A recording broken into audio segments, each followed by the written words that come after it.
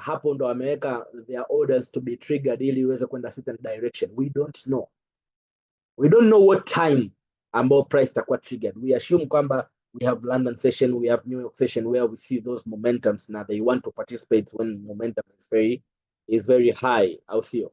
Vitu kama hivyo. Lakini what we can know kwamba siku hii price ilifika katika level fulani, and this is the level we anticipate kwamba hapa kama kuna sellers then we will see reaction.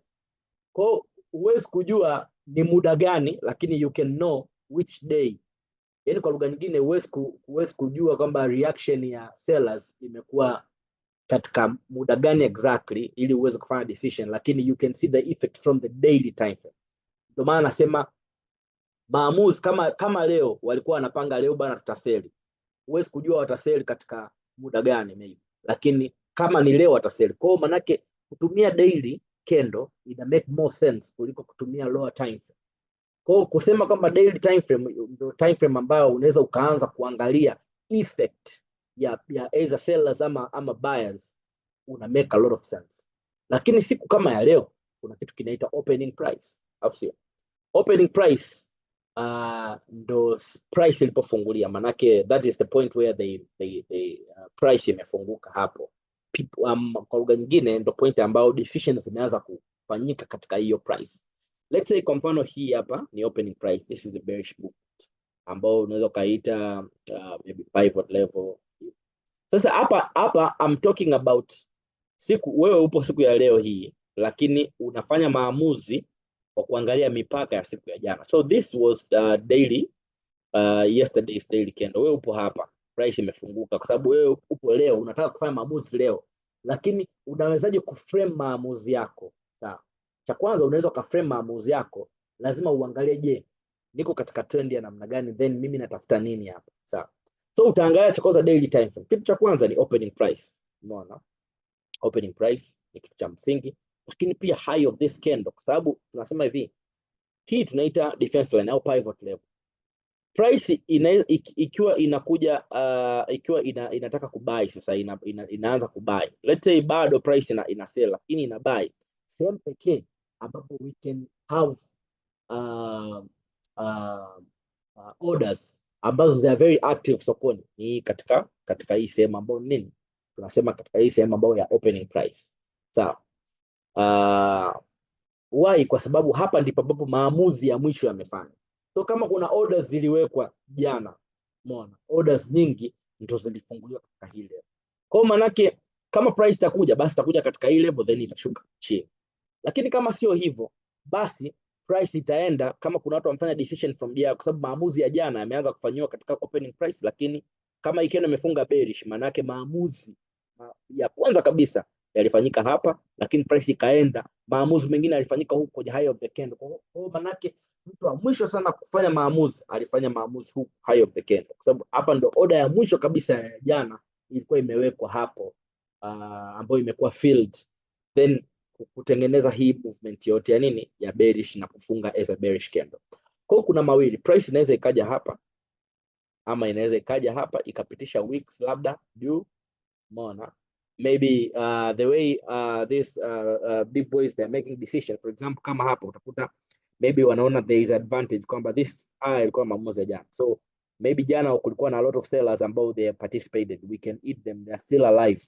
Kwa maybe they put their limit order above somewhere, so price inaenda ku take their orders, lakini still in a daily inaendelea ku maintain ile bearishness ya soko, inaendelea ku maintain ile movement ya soko.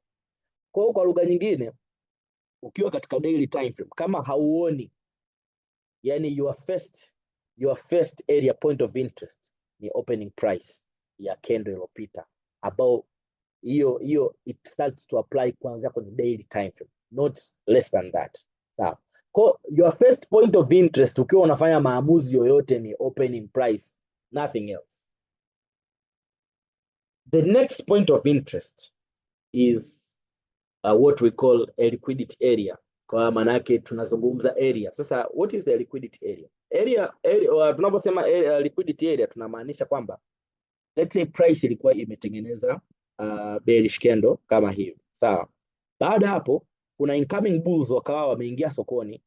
Kuna incoming bulls ambao wakaingia sokoni, wakaingia sokoni wakakutengenezea kitu kama hiki, sawa, candle ya bullish. This is the bullish candle, sawa. Hii candle ilivuka hii opening price ya iliyopita. This is what we call candlestick anatomy, guys. So this one is a bullish candle ambayo imevuka hii hapa na imefunga above kabisa huku, sawa. Lakini ilipofika huku juu ikakutana na level nyingine ambayo probably hii level ni kubwa kuliko daily. Na hii level, maana hii ni daily time frame. I'm talking about daily time frame. Ilikutana na level nyingine ambayo ni kubwa kuliko daily time frame. Hii level ikasema we are still bearish. Then price ikaendelea kufanya kuendelea kusell, sawa. Sasa this is what I call a liquidity area. Hii ndio sema ambapo to me it makes sense kuitwa liquidity area. Kwa nini? Kwa sababu we had some bulls coming in. Kuna bulls wameingia hapa. Hawa bulls walionyesha intention ya kutaka kubadilisha movement. Umeona? Waliweka intention ya kutaka kubadilisha movement. Lakini baada ya kuendelea kumaintain hii soko, sawa, price inaweza ikaja hapa. Kumbuka ulikuwa na bears ambao walikuwa maeneo hapa ambapo price imekuwa imeivunja hii opening price. Kulikuwa na bears ambao walikuwa katika hili eneo, sawa. Kwa hapa probably these bears their orders are still alive. Hata kama price ilienda ikafunga huko above na kuondoka, these bears are still valid here. So price will come to test and these bears will go will take the market to the down direction. So this is how I see. Kwa hiyo kwa lugha nyingine, kama price itatengeneza liquidity area namna hii, bearish candles, then ikatokea kuna bullish candle imeenda, lakini hii bullish candle haijafunga above the opening price, to me this doesn't look like a liquidity area. To me this is just a reaction ya bulls ambao walishindwa. Kwa sababu gani? We didn't surpass the bearish. Kwa hatuja create, kwa lugha nyingine hatuja create supply. Umeelewa? Hatuja create supply. Vice versa, manake hatuja create demand in term of bullish. Kwa lugha nyingine, kama hii candle ikivuka zaidi ya hapa, manake tulikuwa tuna more liquidity juu, manake we could supply this katika price ambayo kidogo iko juu, na ambapo price imereact kwenda kuelekea chini. So price ikivuka hii hapa opening price ambayo ndio ilikuwa ina maintain structure, manake create something hapa, create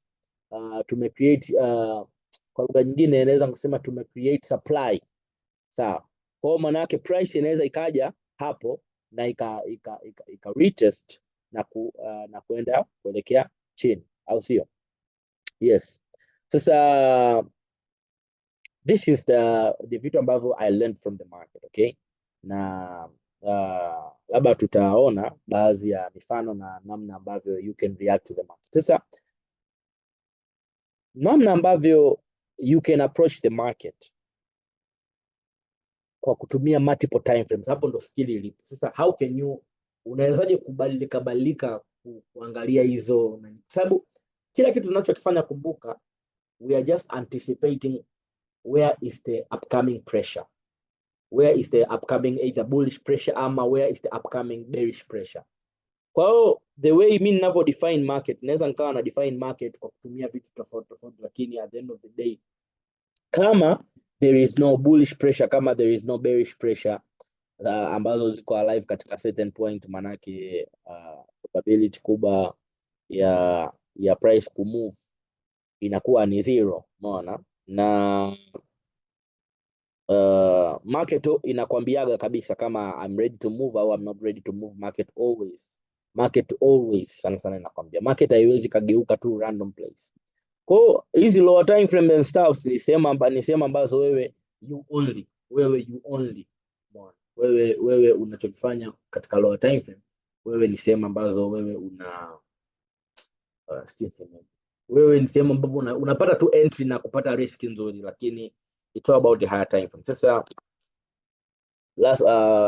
this week hata sijaingia sokoni, I was busy with shamba, lakini there is something hapa ambacho nimekuja kuangalia soko, nimekuja kuona okay, kulikuwa na opportunity nzuri sana ya kufanya maamuzi this week sokoni, especially wale watu ambao walikuwa wanaangalia na trading news, sijui kulikuwa na news na nini.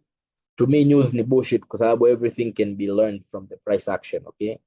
Okay. Sasa labda tuangalie kidogo Euro USD kwa sababu this is my favorite and this is what I trade.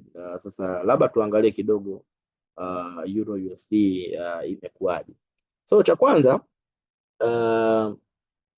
kama unavyoona, angalia namna ambavyo price inavyo move, sawa? Katika lower time frame, ukienda kuangalia katika lower time frame, unaweza ukapata kuna opportunity nyingi za kutaka kubuy.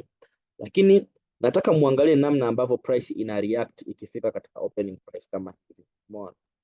Kwa price utakuta ukimark hivi opening prices like this, you will see kwamba I mean this opening price kama hapa price imeenda ili buy, lakini imeishia hapa kwenye opening price sababu ndio kwenye pressure ambayo inaweza kuendelea kupeleka chini. Lakini so far bado market haijatuambia kama bullish katika bearish katika weekly time. Lakini what we can see right now kwamba market tu imekuja katika this level here. So it's one of the important level ambao I was looking forward kuona market inafika hapo. This one. So this one was a very important level kwa sababu ukiangalia general market direction, hiyo level unaona iko very valid na ni level ambayo sio level ya weekly, hiyo ni level iko visible in monthly time frame. Ngoja nitaweka vizuri hapa. Okay. The price imefika huko, sio haijafika. So ukiangalia hiyo level ni support sababu market haijabadilisha bado direction. Market bado haijaanza kuwa bearish katika monthly time. Kwa lugha nyingine market ilikuwa bullish, ilikuja market ilikuja hapa ikatengeneza high, ikatengeneza low, ikatengeneza high ni bullish, ikaja kutengeneza low, umeona? Ikaja kutengeneza high, hapo haikuvunja hata juu, ikaja kuvunja chini, ikaja kurudi ndani ya level. Kwa this one tunasema this create, this is the support level. Kwa price inaweza ikareact hapa na kuendelea kufanya bullishness, ama inaweza ikaja ikavunja hapa, sawa, na ikaja kuretest hapa kwa kuendelea kwenda bearish. Kwa market bado iko bullish katika monthly time frame, okay? Talking about monthly time frame, manake market bado iko bullish, okay? Sasa ukiangalia hii level hapa, yes, this one. Hii ndio level ambayo I'm expecting at least price ifike hapo. From there sasa ndo tutaona namna ambavyo kendo itafunga, kama ikigusa hiyo level, kama ni kendo mwezi itafunga ama haitafunga. Lakini that is one of the most important level ambao I'm looking when it comes to Euro USD, when it comes to monthly time. Sasa going to weekly time frame, price haijaja na haijagusa hata hii level ambayo ipo katika monthly time frame, na tunasema prices right now ipo katika weekly level ambao ukipeleka hiyo line juu unakuja kukuta ni tunaona reactions za weekly level. Lakini market bado haijatuambia katika current market bado inaendelea kubuy. Kwa this is the level ambao ni level ya muhimu sana ambao I'm expecting at least price ije hapo before maybe kufanya movement ambayo inataka kufanya, either movement ya kubuy ama movement ya kufanya, lakini I'm expecting to see price kufika katika hiyo level, ama price pia inaweza kaishia katika hiyo weekly level hivyo. Lakini mimi I'm not dealing, this is just a point of interest, na ndio hicho kitu ambacho nilichokuwa nataka nionyeshe. That is just my point of interest, okay? That is just my point of interest as a level, sababu level zinaweza zikatumika kama point of interest kuanzia daily level, weekly level na monthly level, sawa? Zinaweza zikatumika kama point of interest, okay? Lakini tuje sasa katika current market condition, current situation, and like what do we see hapa currently currently we are talking about hii trend ambayo ina move kuelekea chini sasa hivi. So mara nyingi nimesema nikija naanza katika daily time frame, sawa? So tuone kitu kimoja, ile point yangu ambayo nilikuwa nimezungumza juzi earlier ndio tunakuja kuiona. Sawa, tunakuja kuiona hapo katika mantiki moja. Tunakuja kuona kwamba katika current market condition, hii ni daily time frame na ilikuwa ina move kuelekea ilikuwa ina move kuelekea bearish. Sasa tunakuja kuona kitu kimoja. I love using the line chart kwa sababu line chart inakuwaga iko very, inakupa those levels. Hii for example, angalia hii level ambayo ilivunjwa, price ilikuwa katika hiyo level.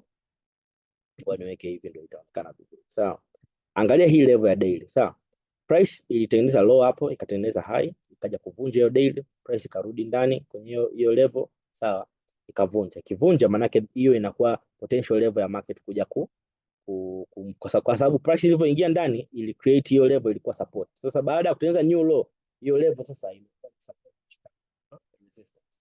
Sawa, kwa hiyo inakuwa ni level ambayo price inaweza ikarudi hapo.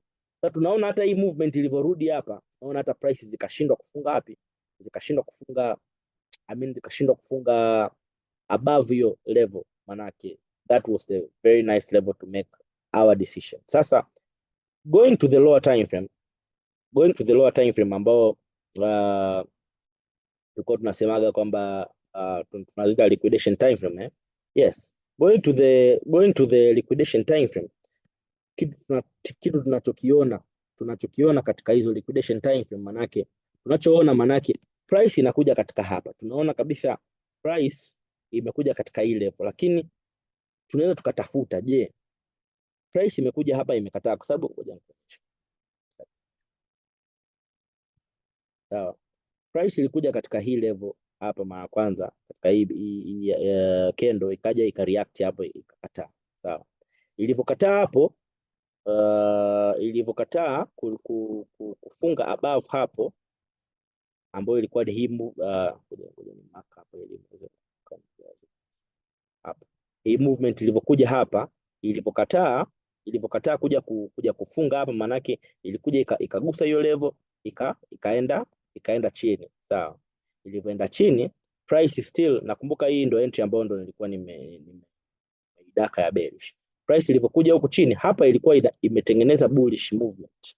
Sawa, price ilikuwa imekuja kutengeneza bullish movement hapa, imekuja mpaka hapa, lakini still pia ilikuwa bado ina maintain kwenye liquidation time frame, bado ilikuwa haijavunja structure, na hata ilipokuja hapa haikuvunja structure. Lakini price ikaja hapa, baada ya hapo sasa ndio hii movement yote ndio ikavunja sasa structure hii hapa ya chini, kwa sababu mwanzoni price haikuja kuvunja hii structure. Baada hapo sasa ndio ikavunja hii structure ya chini, kwa hiyo ikawa inakuja huku juu. Kumbuka hii ni level ya daily, sawa, lakini tuna level hii hapa ambayo ngoja nimachukua hii hapa. We have this level, hii level ambayo ilikuwa ni level ambayo we can call it a deviation level. Hii hapa ambayo we can call it a deviation level. Hii hapa we can call it a deviation level. Hii hapo level ambayo haikuwa tested, kwa sababu what is happening in the higher time frame the same na ni kitu ambacho kinacho happen katika lower time frame, lakini sasa katika lower time frame tunasema kwamba tunatumia kama deviation, kwa sababu scenario iliyotokea hapa ambao tumeiona hapa, scenario ambao tumeiona hapa katika daily time frame hapa, ya kama price imetengeneza low, imetengeneza high, imetengeneza low, imerudi ndani afu imeendelea, tukasema this is hii ndo level ambayo tutakuja kuchukua entry na kuondoka. The same scenario imetokea katika hii situation, kwa sababu hii ni trend moja. Price ilitengeneza high, ikaja kuvunja, ikarudi kwenye hii level na ikaendelea kucontinue, kwa sababu hii ni level ilivunja, ikatengeneza high, ikavunja ndani, ikavunja, lakini price ilivyokuja haikutestiwa. Kwa maana yake hii ni eneo la daily ambalo lina maintain daily, lakini hili eneo linakuwa kama deviation level. Kwa hiyo hizi ndo entry ambazo unaweza kuchukua, ambazo mimi sasa hizi nazita risky entry, lakini sasa baadaye siziiti risky entry kwa mantiki moja, kwa sababu natumia confirmation. Confirmation ninayotumia ni kwamba naangalia namna ambavyo price itareact katika hii level, kwa sababu hii level si ya daily. Kama hii level price itafunga above hii level, basi sitochukua entry.